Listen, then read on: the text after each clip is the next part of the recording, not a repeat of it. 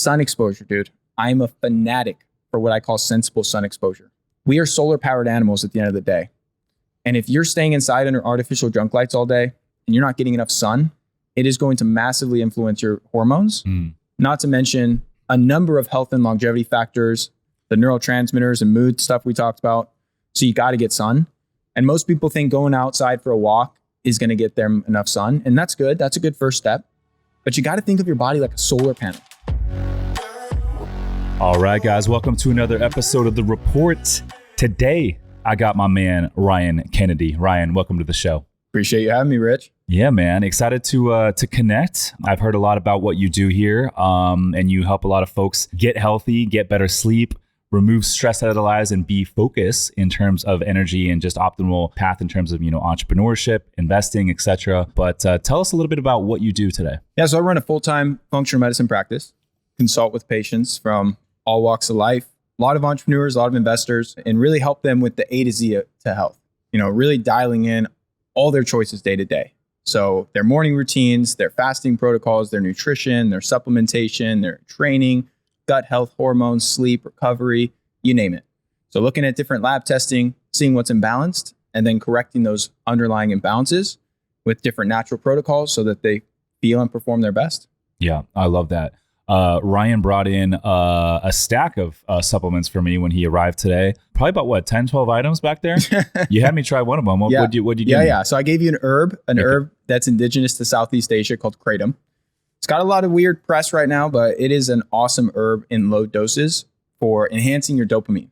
So really using it as a nootropic, something that's going to optimize your cognitive function, improve your energy levels, kind of like a cup of coffee without the stimulants. Mm-hmm. It's absolutely awesome, Rich. And all those vitamins, dude, once you start taking those, people on the listen in here are like, what the hell happened to Rich, man? This guy is totally on it. Yeah, I'll have to let you guys know when it kicks in. I took it about, 10 minutes ago? Yeah. Probably another 20 minutes or so. What would the side effects be? Side effects in terms of the benefits or downsides? Benefits. Yeah. So no real side effects in terms of issues. The benefits you're going to experience is you're just going to feel this upregulation in your mood and feel this little rush of euphoria. Be like, I don't know if this is the herbs or just talking to Ryan, but I feel damn good. And then you're going to get a nice rush of just focus and verbal fluency and just feel overall like your brain is firing on all cylinders. Yeah, I love that.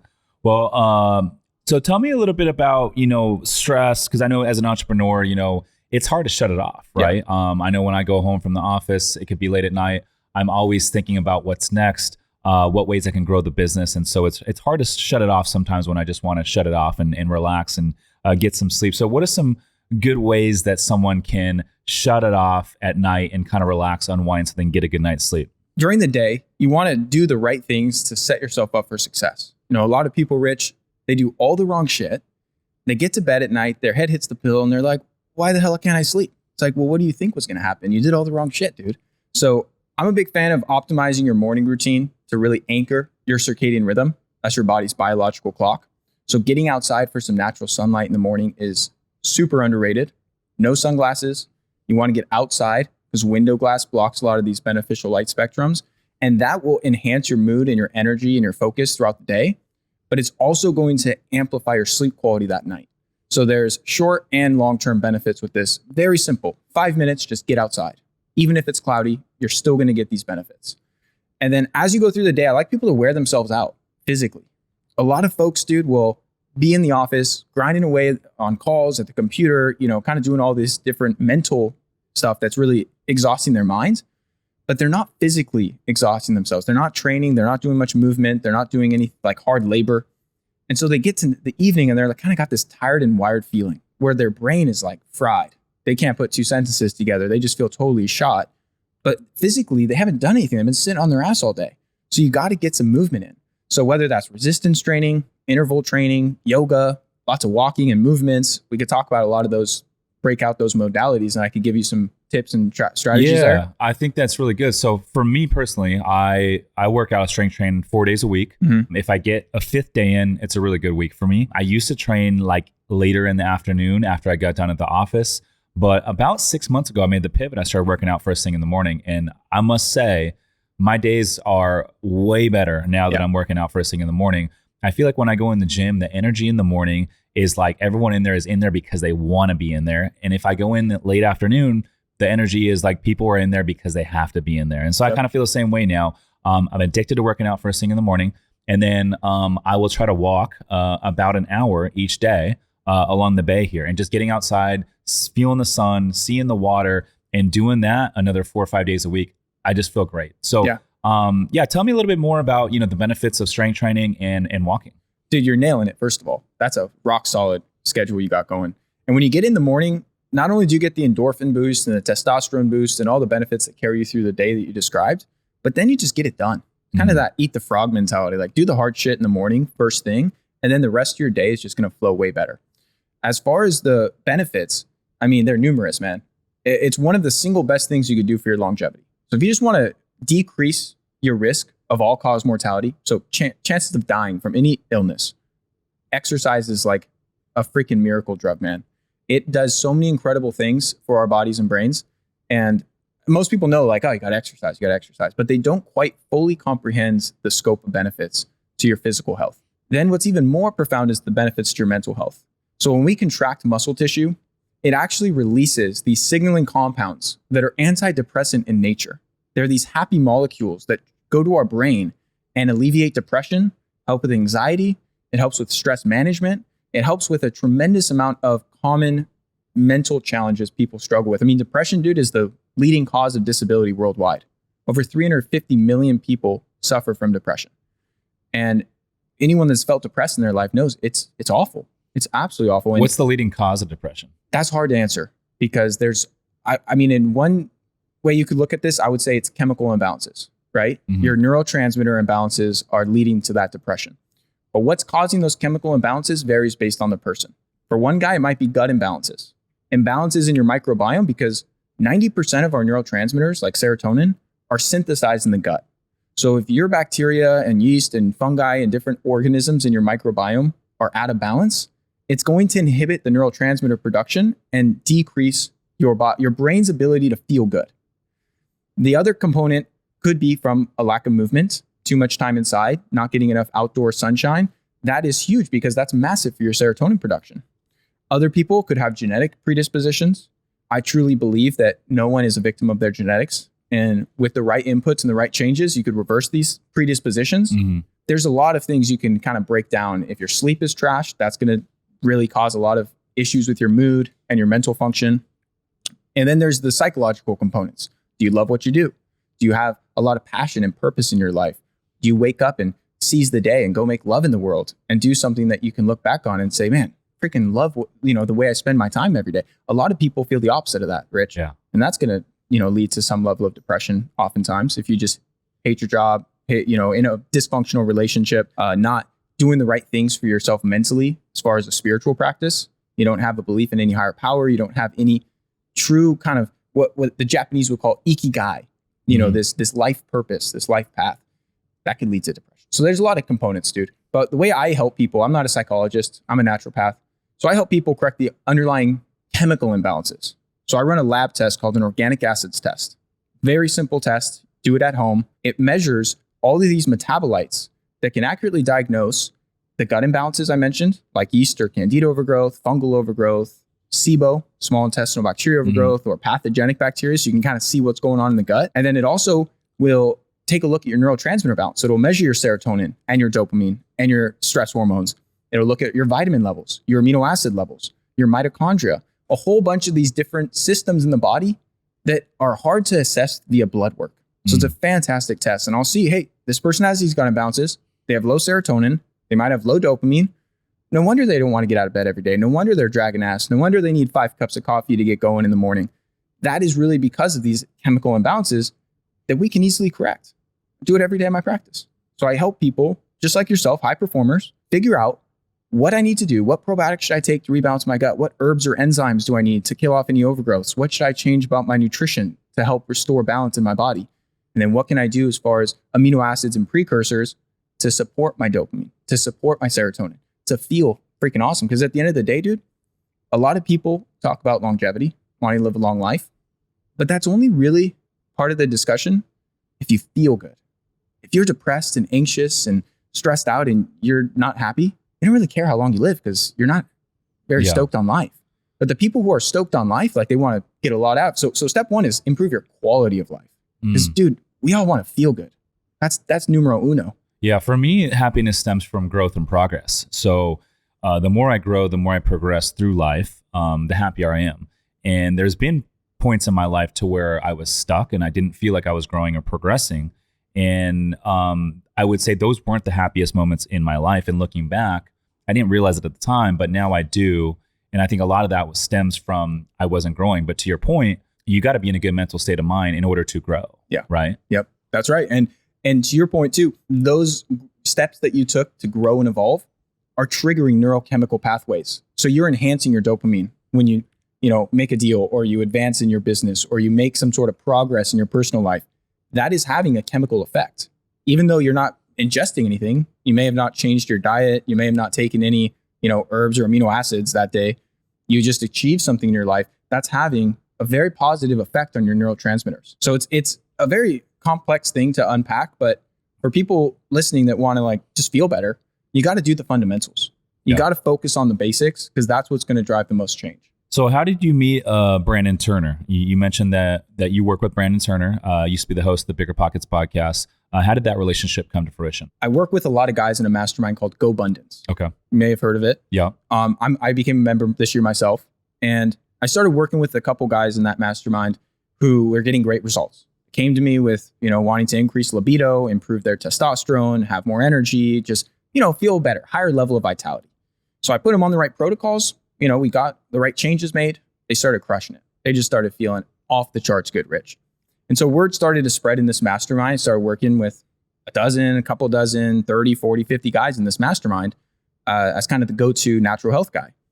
And one of the guys in this mastermind is Brandon Turner's best friend and business partner, a guy named Ryan Murdoch, who started Open Door Capital with him. And Ryan Murdoch came to me and we started working together, him and his wife. We got them totally optimized, and Brandon, they're next door neighbors. Brandon saw what the hell are you doing? And so he told him, I'm working with this guy, Ryan Kennedy, and it's going well. Here's what he's doing. And, went to Brandon's Maui conference earlier this year, and we connected more there. Then him and his wife signed up at that point. So it was really just a combination of referrals. That's really how I've grown my practice and my business is all just organic, doing good work, getting, people great results. And then they tell other people dude, and people see it, right? They ask you, if you lose 20 pounds and you look absolutely great and you're just glowing and you have this different sense of energy around you, people pick up on that. Yeah. I want some of whatever this guy's doing. What's the number one reason that most people come to see you? I don't know if there's a number one. Energy is a big one. Energy is the currency of life. So if you don't have good energy levels, it's going to carry over and impact literally every aspect of your life. Your relationships, your business, your personal life, your professional life, everything is impacted if you feel fatigued every day. That's a big one that I think a lot of people come to me, not as the sole reason, Rich, but as one of the things they're seeking to improve. Another one is body comp. We want to look good. Mm-hmm. And whoever tells you that's just vanity doesn't know what the hell they're talking about. When you look good, you feel good. And there's nothing vain about wanting to feel confident in your own skin and be able to be proud of the physique that you have and the body that you've built. It's very admirable. You can't buy that. You have to earn it. And so a lot of people respect that. So body comp's a big one. Testosterone and hormone balance. I work with men and women. Men come to me with low testosterone, so I help them optimize that. Women oftentimes come to me with other hormone imbalances, whether it's low progesterone or estrogen dominance or a number of other things. Mm-hmm. So it's hard to unpack, dude, because I work with everyone from guys like yourself who are just like, Ryan, I want to get totally optimized. I feel great, but I want to feel even greater. All the way to the other end of the spectrum with stage 4 cancer patients and people with neurological issues and heart disease and dementia and all sorts of other problems that are really serious illnesses. And I help them to reverse those issues utilizing the natural protocols that, I implement in my practice. Yeah, I love that. So tell me a little bit about low testosterone and kind of how it affects men as they get into their 30s, 40s, and 50s. If you are a busy professional and don't have time to invest in real estate, but still want to participate in the passive income and tax benefits, my team, Summers Capital, is buying a lot of boutique hotels right now. We source the deals, we renovate the properties, and we even do all the day-to-day management, making it truly hands-off for our investors. If you want to learn more to see if we can help you, go to summerscapital.com/invest. to book a call with our team. Again, that's summerscapital.com/invest. Now back to the show. It is overwhelmingly common, Rich. I mean, it's a freaking epidemic, dude. The number of guys, as far as percentage goes, that have low testosterone today is overwhelming. And there's a lot of reasons you could attribute to that. But to answer your question, it makes you feel like shit. It makes you have that fatigue. You don't have that drive for life. You just don't have that get up and go, like you want to just get after it and go slay some dragons and go accomplish things. You don't have that drive. And then it also will decrease your libido and your sex drive, which is not good if you're in a relationship. Whether you're in a relationship or not, you want to have good sex drive.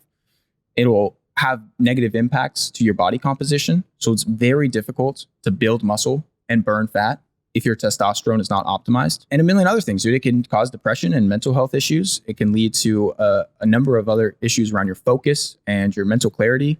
So when you take someone with low testosterone and 3x their levels, utilizing natural approaches. I don't use any drugs in my practice. It's not the way I run my scope of practice. And I'm not a licensed medical doctor. I'm a naturopath. But when you do that to someone, it is mind-blowing how their life transforms, how much better they feel every day. What are some natural ways to increase one's testosterone? First place to start, sleep. If you're not sleeping at least 7 hours and getting good quality rest, your testosterone will tank. No doubt about it. So anyone you see who's hard charging, sleeping 4 or 5 hours a night, they're either on TRT or it's only a matter of time before they burn out and their testosterone just catches up to them. And a lot of people are just masking it with stimulants and caffeine and other things. So sleep is huge. Any type of resistance training and interval training is fantastic. Sun exposure, dude. I'm a fanatic for what I call sensible sun exposure. We are solar powered animals at the end of the day. And if you're staying inside under artificial junk lights all day and you're not getting enough sun, it is going to massively influence your hormones. Not to mention a number of health and longevity factors, the neurotransmitters and mood stuff we talked about. So you got to get sun. And most people think going outside for a walk is going to get them enough sun. And that's good. That's a good first step. But you got to think of your body like a solar panel. So if you're wearing pants and a t-shirt and a hat, like you're not getting a lot of benefits from the sun. You're getting some just in through your eyes and on your, your arms and stuff. But I lay out naked in my backyard every day. Every day around solar noon, which is between 11 a.m. and 2 p.m., I lay out butt ass naked in my backyard and get full sun. And the hidden benefit there, Rich, is I get thank you cards from my neighbors all the time. They love me for it.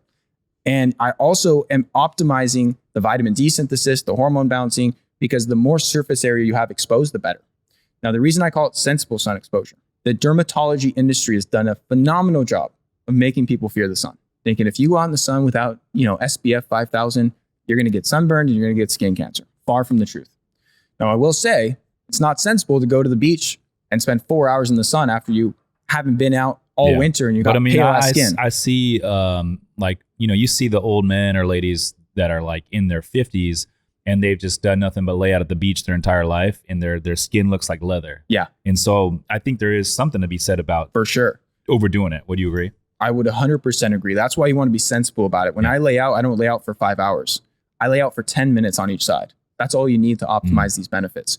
Once you start to go past a certain threshold, it does create excessive oxidative damage to your skin. It does create a lot of free radicals. It does create a lot of, radiation, that near infrared light. Whether you're wearing sunscreen or not, it's going to damage your skin if you're spending way too much time out in the sun. That's a fact. But if you go out for 20 minutes without any sunscreen, because sunscreen blocks a lot of the benefits I'm talking about, and you don't get burned, you don't overdo it, but you do that on a daily basis, the benefits you'll get to your health and your quality of life are profound. Can I get these same benefits from just, let's say, going on a 1 hour walk during sunlight hours, but not necessarily laying out? If you took your shirt off, you would. Okay. Yeah. You gotta rep some skin. Yeah. The thing is, you also have to consider the time of year, your proximity to the equator. There's a lot of other factors that determine the intensity of the sun. You're going to get a lot of the hormone balancing benefits even outside of solar noon, but you won't synthesize much vitamin D. And a lot of guys have low vitamin D, which is a very critical component to testosterone synthesis. So if you don't have enough of the steroid vitamin, low D leads to low T. That's right. That's right. And so that's a huge one as well. Okay. Yeah. You got to optimize your nutrition. That's another thing that influences your skin's tolerance to the sun is how you're eating. But when it comes to the other nutrients, if you're low in boron, if you're low in vitamin D3, if you're low in magnesium, if you're low in a number of other micronutrients, it's going to impair your body's testosterone production. So you got to make sure you're replenishing any nutrient deficiencies of things you're not getting through your diet. And then there's certain herbs I found really effective that I'll use via supplementation to help optimize testosterone. I could send you a formula for you to, if you're looking to optimize. I don't know where your levels are, but it incorporates different adaptogens, different things like epimedium and red ginseng, things that are really helpful to enhance that testosterone production. Other herbs that I'm a big fan of would be Tongat Ali, probably 10 or 12 that have been pretty well studied to help with testosterone. And so I'll usually pick a couple that I've seen work best and recommend that to someone. What's a normal testosterone range for, let's say, someone my age? And when they, do all these things that you're saying, how much does that typically increase? Normal range versus optimal range, two different areas, right? Okay. So the reference range of testosterone, total testosterone, is going to be about 300 to 900, depending on the lab. That's not as important as what's called your free testosterone. So you have your total testosterone, and what happens is some of that gets bound up by proteins like sex hormone binding globulin and albumin. And if those are getting bound up at high levels, you may have okay total testosterone. Let's say your total testosterone is 700 or 800, pretty good level. But you have high SHBG, your free testosterone is going to be low. And your free testosterone is what's bioavailable. That's what I would recommend you test. That's the most important marker to look at for any guy that wants to know where their testosterone is at. Don't just look at total. You also have to look at free. And what does the free mean? Free testosterone is what's bioavailable, what's not bound up by these proteins, what your body can actually utilize. So your body can't use all of your total testosterone. And free testosterone is a separate biomarker that will indicate what you can actually use. And a good level for guys depends, again, on the reference range that you're looking at, because different labs will do different measurements, but 100 to 150 is usually a really good level of free, depending on the units. Some labs use different units, and they're single digit units. So it just depends on that too. But you want to be in the upper 25% of the reference range. So what about these guys that are juicing and they're all yoked up and maybe they're competing in, weightlifting, bodybuilding stuff, like Arnold Schwarzenegger, for example? Yeah. He used to use a lot of testosterone. So what kind of levels would someone like that have? Well, the thing about bodybuilders and performance enhancing drugs, the testosterone is actually not the problem there.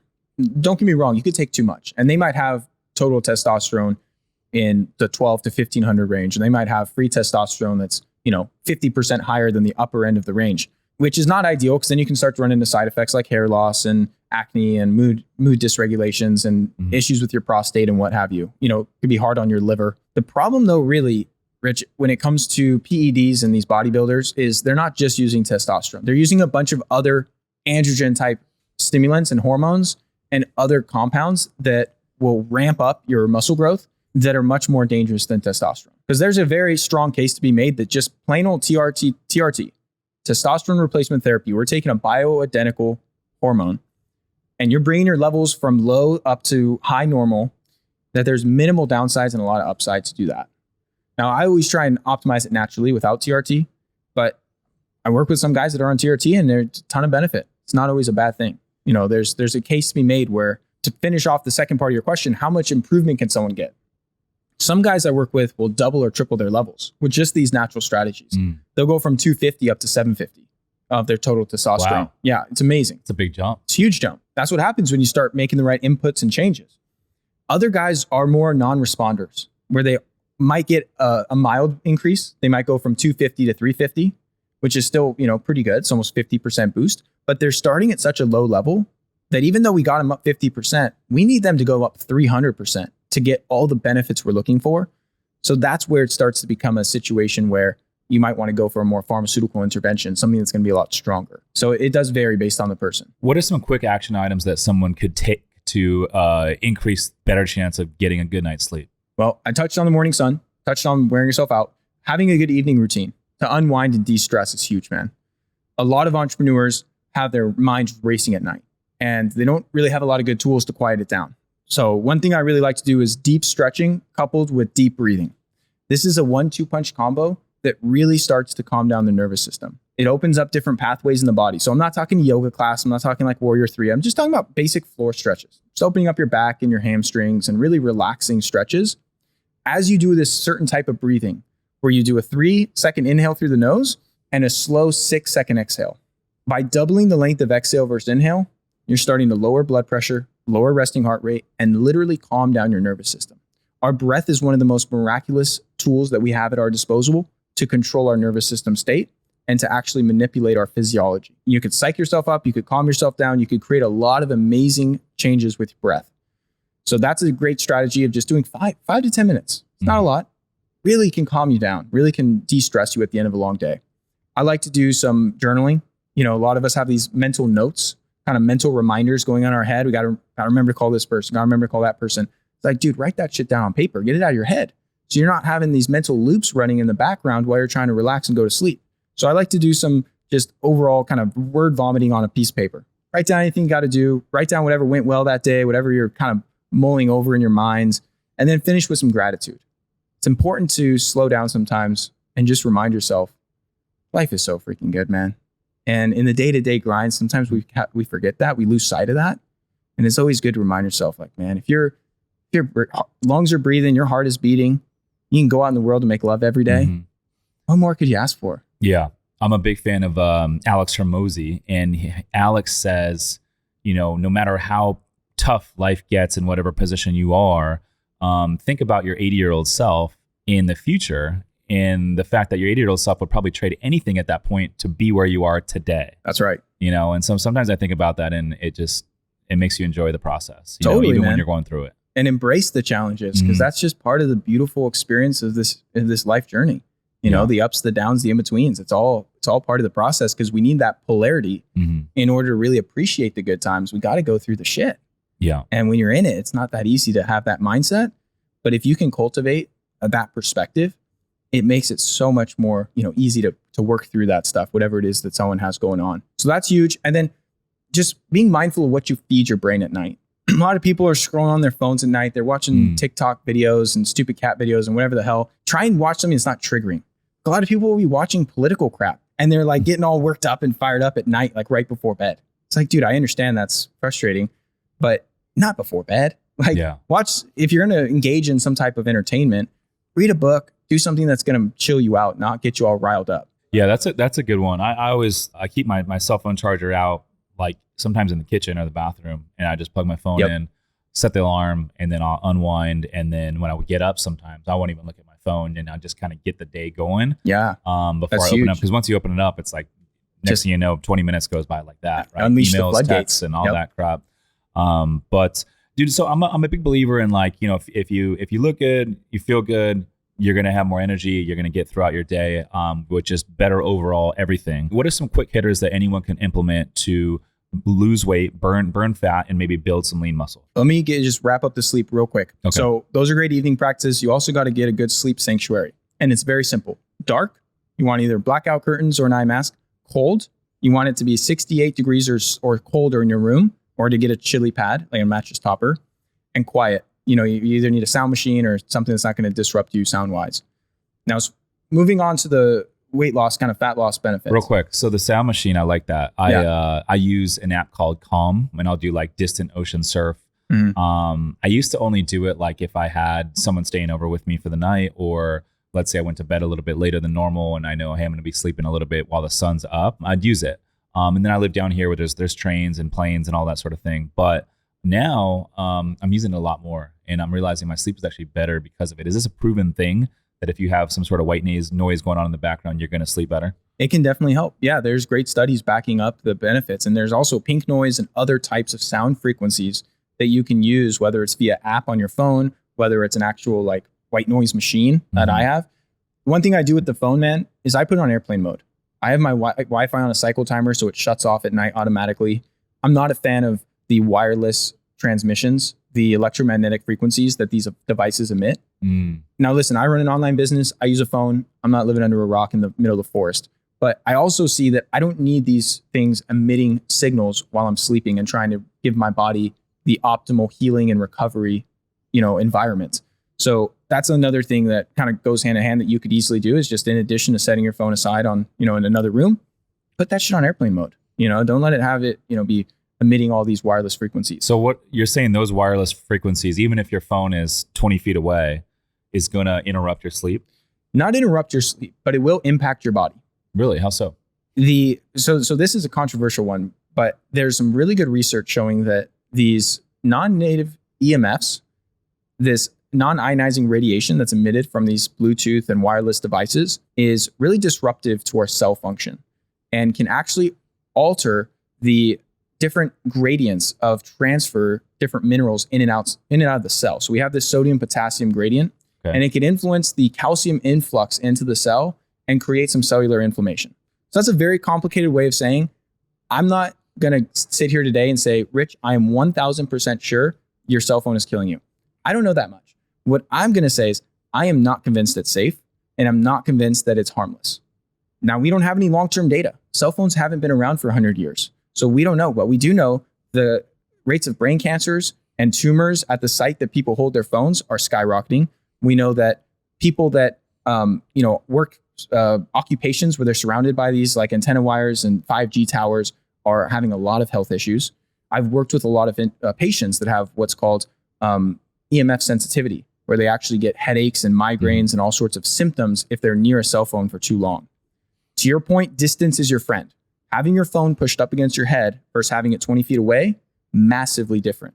Now, just because it's 20 feet away doesn't mean it's not impacting you at all. Your cell phone can go far away. So it's magnitudes less harmful to have it further distance, but it's not like it's completely off.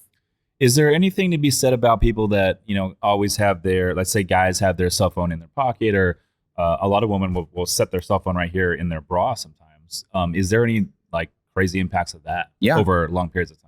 Hey guys, real quick, the only way this podcast grows is if you guys share it and review the show. So if you do find value, if you could take 2 seconds and drop a 5-star on Spotify or Apple Podcasts, it would mean the world to me. But more importantly, it will help us reach new audiences and help more people build wealth through real estate investing.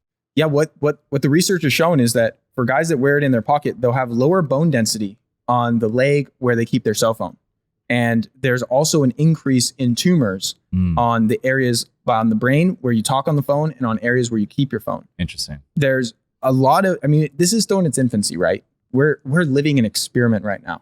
We don't know the effects of this. Our grandparents, our parents, they didn't have access to these devices until maybe early to mid 2000s when they became really widely used by the public.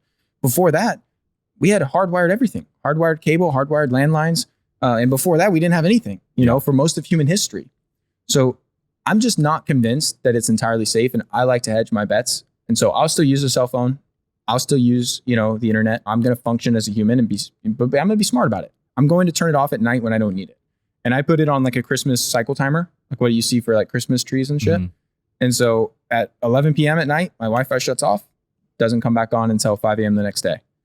And that's also a good reminder. So if you're staying up too late watching TV, your Wi-Fi goes out, what a good reminder to go to sleep, So that's just something that I do. Is it going to like disrupt your sleep where you can't sleep through it? Not for most people. Most people are not going to feel it. They're not going to notice it.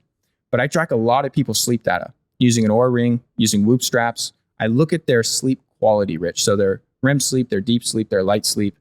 And I do testing with them. And I see, hey, when you sleep with your phone by your bed versus turning it off and putting it on airplane mode, what happens to your sleep quality? When you turn off the Wi-Fi in your bedroom, what does it do to your sleep quality? And so I could see objective data points. And this is just in my private practice. I don't have thousands of case studies and studies to back this up, but I've seen a meaningful impact. Yeah. What did you give me before the show, by the way? What's the name of it? Kratom. So it kicked in. I feel definitely more relaxed. Oh, interesting. Yeah. I feel in a very relaxed state of mind. Interesting. Yeah. Yeah. So it's an interesting plant because in low dosages, it's more of an upper. In higher dosages, it's more of a sedative. It'll relax you. It'll chill you out. Okay. So maybe I gave you a little too much. Yeah. So interesting stuff there with, the sleep. I agree with a lot of those things. For me, I'm like, I need it to be cold. Yeah. The sleep, the white noise is very beneficial. Not having the cell phone, not having distractions is huge. And then kind of shutting it down earlier. Yeah.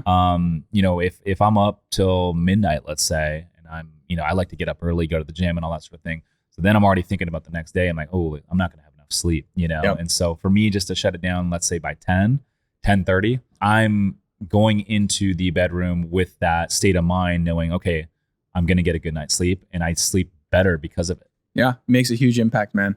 Getting to bed early we get most of our deep sleep, stage 3, in the first half of the night. We get most of our REM sleep in the second half of the night.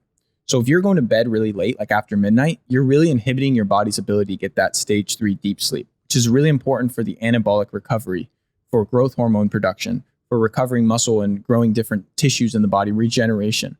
So REM sleep is more in the brain. It's more like kind of cleaning things up in the brain side of things. But to your point, we're designed to be early to bed, early to rise, living in sync with the rhythms of nature, you know? And so when the sun goes down, it gets dark at 8 p.m. or, you know, even earlier sometimes of the year, and the sun is coming up at, 5:36, you want to be trying to align your sleep schedule to those light and dark cycles as closely as you can.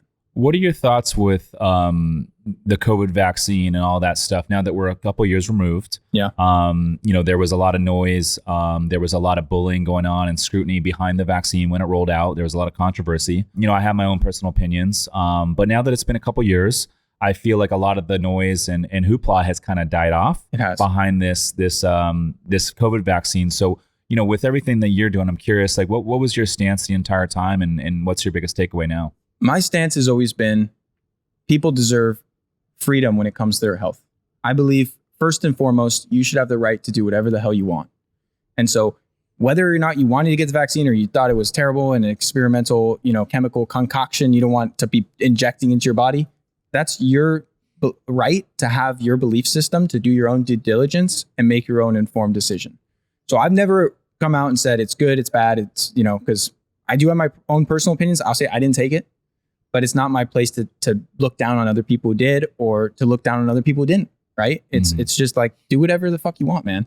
Now, what really upset me is a lot of the mandates and the government intervention of trying to remove our American freedoms and breaking constitutional laws in order to try and pressure people into doing this. And, people lost their jobs, people couldn't travel, people couldn't see their loved ones. It was really disgusting and put a bad taste in my mouth just to see the deterioration of our American freedoms right in front of our eyes, man.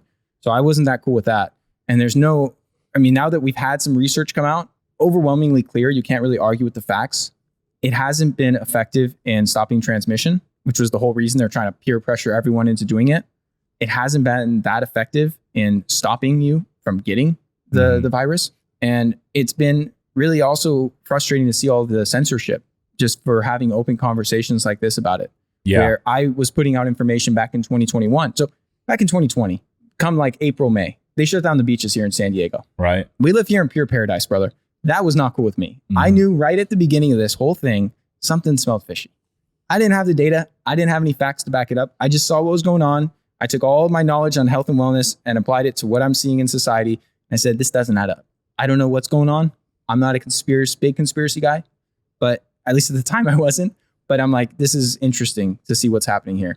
By 2021, I was pretty confident in my stance that whether you believe in it, not believe in it, whatever, theories you have, you would benefit from taking some immune support vitamins, from having some things in your arsenal like ozone and hydrogen peroxide and different things that you could use for a nebulizer that are really going to kill off viral illnesses. COVID aside, this just goes for any flu, any cold, any type of illness. Like this is going to be very beneficial to you. So I started talking about it on social media. And I don't have a huge audience, but I had, 40 or 45,000 followers on Instagram. And, what do you know? My Instagram account gets wiped out, just completely deleted. No message from them. No like, hey, this is why we did this. Just it's gone. Now, that was a little bit frustrating to me because I'd worked for years before that to build up that audience all organically. And it wasn't a bunch of bots. It was real people. Yeah. And so I was just like... The social media platforms are filtering what is put out there. That's Something right. similar happened to me, not during COVID, but in the last year, I put out a piece of content. I remixed a piece that Dana White did. And he was speaking about, how post-COVID, COVID has created a lot of these folks that don't want to go back to the office. They don't want to put in the work, and it's created a lot of lazy people. Oh, yeah. And so I did a remix of this, and literally 2 hours after I posted it, it was doing really well. It was deleted, and they took down my account, and they put me on a shadow ban literally for like a week and a half, to where any content I put out, it was like not being pushed out to the audience. It was crazy because it had the keywords in it. Yeah, that's it, man. And I've gotten red flags on my YouTube channel, just having, podcast interviews, not even talking about the vaccine, not even talking about COVID, just saying, hey, these are some things that really help with your immune system. These are some things that are going to keep you and your family healthy. That's it. Natural stuff, no drugs, no pharmaceuticals, no nonsense. And, they got massively negatively impacted by that. And then luckily I was able to recover the account because one of my patients knew someone that worked at Facebook. So I kind of had an in. Mm-hmm. But to your point, I went from having, a few thousand views on my stories and, a lot of engagement on my stuff to like 1/10 of what I had before. Yeah. And it just dropped off a cliff. And it's been like a very slow grind to start just getting people who followed my stuff to see it again. So it shows up on their end because the algorithm just totally did not like what I put out. Yeah, it's crazy to think about. And speaking of Instagram, I encourage all the listeners to go follow Ryan at Ryan C. Kennedy. But, my takeaway from all that was, okay, they're going to monitor what you put out there. And since my account got back on, I'm like, you know what? I'm not going to post anything related to COVID or anything that could be controversial because I just, with the business and everything we're doing, I can't risk that being taken down or being shadow banned. You know what I mean? Well, and you're smart, Rich. You got to use the platforms for what you could use them for. Yeah. And I use, my email list to talk about all this stuff. Mm-hmm. People that subscribe to my email, that's my list. I can talk about any of these topics without worrying about, someone shutting down my stuff. But on YouTube, on Instagram, on Facebook, you got to play by their rules. It's their platforms. You got to play by their rules. You're exactly right. But yeah, man, I think your take is very similar to mine. My whole take was when they rolled the vaccine out, and I did not get vaccinated. When they rolled it out, I believe it was like middle of 21, they were pushing on a lot of people to take it. At that time, I had already had COVID and I had already, recovered from it, and my body reacted fine to it. And I just felt like for someone of my age, relatively healthy, relatively fit, the risk of me getting COVID again and actually dying from it was very, very little. Yep. And actually, as a matter of fact, it was not even a risk in my mind. Not at all. And I felt like the risk of the one-off chance that maybe this vaccine that hasn't been tested, hasn't been around for very long, the risk of taking that was a higher risk than me actually getting COVID again and dying. Yeah. And so I decided not to take it. And, I was, at the time, I had just left my full-time career with the federal government. I was an air traffic controller for 11 years. And unfortunately, they were mandating all those folks to take it. But I had just left. And I was doing real estate investing full-time. But I remember there was a lot of bullying, a lot of scrutiny. There was a lot of hoopla on the news. People were shunning others for not taking the vaccine. So my take the whole time was, look, I think it's great for the folks that want to take it. I respect their decision, but I just feel like every American should be entitled to the decision of what medicine they put in their bodies without the bullying and scrutinies of others' opinions. We see it completely eye to eye, man, 100%. And what's happening now is the whole other end of the spectrum is now we have a lot of people that kind of saw through some of the media propaganda and made an informed decision for themselves like you did. And now they're looking down at all the people that succumbed to the pressure and took the vaccine. And I see it in my world a lot of, the holistic and natural health world, where you get a lot of these people that are just making fun of these individuals that got vaccinated. And I don't think that's right either. I don't think that's right either. No. Put it behind you. Like, who cares what someone did? It's their personal medical information anyways. You shouldn't be asking people. It's not like I'm going to go and ask someone that I bear, even if they're a friend of mine, I'm not going to say like a detailed medical question about themselves, because that's private information. The other component here is I have worked with a lot of people, man, who've had really serious side effects, who've had neurological issues, who have had heart issues, who have had a lot of problems since they got it, within weeks of afterwards. Yeah. And I'm not going to turn them away and say, oh, you fucked up, too bad. I'm here to help. I'm here to help people no matter what choices they've made. That doesn't really determine who they are as a person. And I think that I'm just glad that now we can get some of our freedoms back. And like I, was in Bali for a month earlier this year, and there they still have some regulations, but it's loosened up a lot. There's a lot of places that now I feel like the world is returning to where this whole like vaccine card to get access to do stuff is starting to diminish, which is good. I agree, man. We're in the same spot there. So you got this book here that you brought in, Beyond Nutrition, Ultimate Cookbook for a Healthier and Higher Quality Life. Tell me a little bit about this book, man. It's half information. So there's 15 chapters of health and nutrition information, and it's half recipes, because as I was, working my practice, helping people with their food and their nutrition, I realized, Rich, there's a missing gap. And what's the gap? Understanding what's good for you and what's bad for you, which almost everyone listening to this understands. They understand ice cream's not good for them. They understand they shouldn't eat McDonald's and fast food. They understand they should get some good quality whole foods, but they don't do it. And the gap is between knowing that and actually taking action and putting it into practice. And recipes bridge that gap, because now you can give someone a handful of ingredients, very simple directions, and in 10 minutes, they could have a delicious, nourishing meal. Well, that's going to help them take this information that they know that, I've taught them or they've learned from other sources and actually put into practice and make something that they could eat and enjoy with their families and be able to apply the nutrition information. So that's why I made it into a recipe book, because I found that's really a good way to bridge that. And I love to get down and dirty in the kitchen, bro. I really enjoy making some good meals, and I'm a big food guy. And so it was a real labor of love to put that together. And it's been awesome to see all the feedback. That book published in 2019. So it's been out for a few years now, and it's been cool to see a lot of the feedback of listeners and people that follow my stuff, and, readers who bought the book, getting a lot of benefit from it. I'm on a high protein diet right now, and I'm doing a lot more heavier strength training. I'm realizing that the more muscle mass you have, the more calories your metabolism is going to burn through every day, and so I think that's kind of a cool thing. So it's like, for me, I'd rather focus on strength training and building that lean muscle so I can burn more calories at rest. I think that's kind of a win-win. I love to eat. It's like one of my favorite pastimes. I must admit, and you mentioned you love cooking. Maybe I'll get into it more, that I just moved into a new spot. It's got a really, really nice kitchen. And so maybe I'll get more into it. But the last 3.5 years, dude, I literally haven't cooked. I eat out every single meal. I do Uber Eats probably 14 times a week. I eat out. I love going out and socializing, networking. It's one of my favorite pastimes. And from a networking perspective, it makes sense. But from the Uber Eats perspective, I would love to see maybe some sort of book to where there's all these healthy options if you're going to do the Uber Eats, because I'm trying to find more and more of them.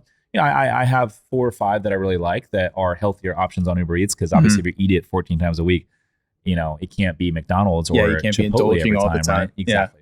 And so, I have some healthy options, and I do feel good, and I have seen results while eating Uber Eats and trying to get in shape. So I think the options are out there, but I'd love to see some more content out there from nutrition specialists focusing on, like, hey, if you're going to do the DoorDash, if you're going to do the Uber Eats, here are the options that you should eat. Yeah. Well, I love this, man. And this is exactly what I teach a lot of my patients. Yeah.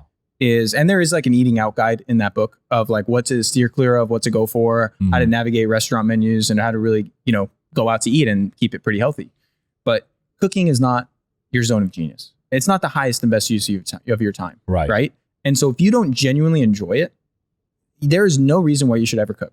And I feel that way about most people I work with. Like, you are someone with very high income skills, with a successful business.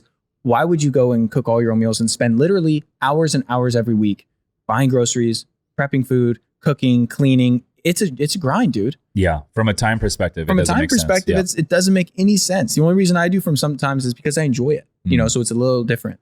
But with where you're at, I would advise you to do a couple things, and I could, steer you towards the right options, because I live here in San Diego, so I know all the banger spots that have good, healthy meals. Absolutely. But I would encourage you to hire a private chef. And you may be hearing this and thinking like, yeah, that sounds nice, Ryan. Once I get to a certain level, I'll do that. But it's cheaper than you think.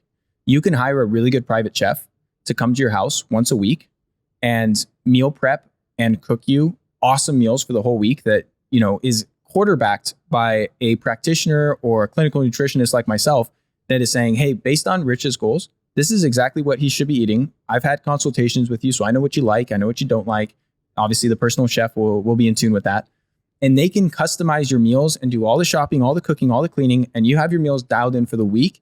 And to hire someone like that that's really good might cost you $300 a week. This is not going to break the bank. It's actually probably going to save you money from getting Uber Eats, or be at least comparable in terms of what you spend now, of maybe $20 or $30 a meal, versus buying the ingredients and paying someone for a half day of their time to come and do all that for you. And that might be 80% of your meals. You might still go out to your favorite places. You might still go have some date nights. You might still indulge from time to time.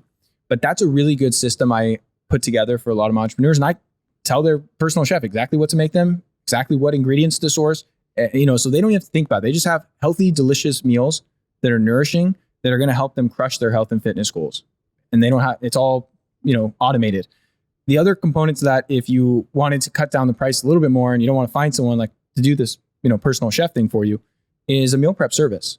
Most of them taste like dog shit. Yeah. Most of them are not good. I've done those. Yeah, and they're terrible. It's really the same thing every time. So I've done it like with maybe 3 different companies over the last 4 years.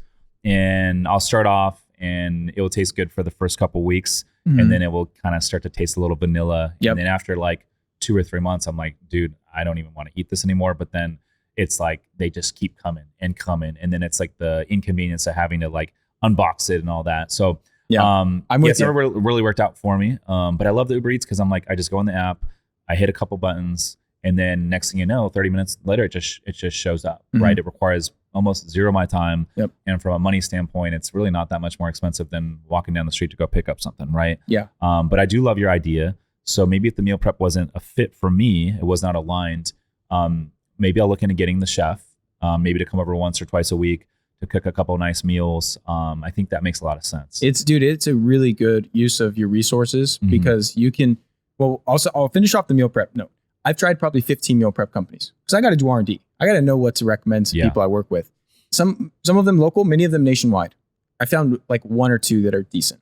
That goes to show you how many of them. What are the one or two that you like? I like Cook Unity. Okay. They have some great meals. They ship nationwide. And then there's one local that I'm blanking on the name. I don't use them myself. My fiance cooks all my meals for me. The one I used the longest was called Freshly. Yeah, and, Freshly's they were decent where you could kind of switch up the menu if you wanted to, but it's still like it still doesn't feel fresh, even though the name's kind of ironic because meal prep companies like they don't seem that fresh as compared to something like Uber Eats. What I will say with the Uber Eats thing is you got to just be mindful with restaurants because even if you're buying something healthy, quote unquote healthy, like let's say you're getting protein and veggies, very simple meal. You're just getting some like steamed, veggies with, a steak or, some filet of fish. Very simple. A lot of times they're cooking in very poor quality oils. So they're using a lot of shitty inflammatory vegetable oils. They're usually using the lowest quality ingredients as they can get their hands on because a restaurant is a business and they want margins. So they're not going to be going out and buying the expensive, organic, grass-fed, wild-caught stuff that you want to be putting in your body. Now, there's a few exceptions. And if it is not advertised as organic and grass-fed and all that, you can pretty much guarantee it's not. Because if they were paying that extra money, they would be letting you know. Yeah. As a consumer, they'd want you to know this is super premium quality. And there's a handful of spots in San Diego that do that, that I can tell you about after the show. A lot of them are up in Encinitas where I live. But I know a few places here in Point Loma and downtown area as well that I could steer you towards. But ultimately, at the end of the day, man, if you're making good choices, great progress doesn't require perfection. So you don't have to overthink all this. Like if you're happy with Uber Eats, it's working for you, you're, getting good macros, like you said, high protein, your calorie intake is on point, you're getting your micronutrient bases covered, I would stick with it. Once you find a system that works, the number one thing that matters is the sustainability. If you like it, you're like, I'm happy with the meals, I'm getting good results, I feel like I could stick with this long term, then you've won. Yeah. That's winning right there. Yeah, absolutely. No, I agree. And I've, looking back, I'm like, man, I haven't had the urge to do any sort of fast food or anything like that for quite some time now. Because I think once you start to get some momentum, you start to see some progress, you don't want to throw that away, Yeah. And so I always feel like whenever you start something new, whether it's, a diet or fitness routine or even starting a new business, it's like you just want to get that quick win. And then once you start to see that progress, then it starts to become addicting and you don't want to let it go, Yep. Cool, my man. Well, hey, listen, dude, it's been a pleasure. When you mentioned the GoBundance, it made me realize we got connected through Matt Floyd, who's also in your GoBundance mastermind. That's it. Shout out to Matt. Shout out Matt, man. Shout out to Matt. He's one of my good friends. And I love that guy. But anyways, hey, I appreciate you coming on, man. You're local here in Encinitas. Let's definitely stay connected. I'm definitely a fan of everything you're doing. And looking forward to seeing where you go next, man. Really appreciate it, Rich. Listeners, thanks for tuning in. We'll see you in the next one. Peace.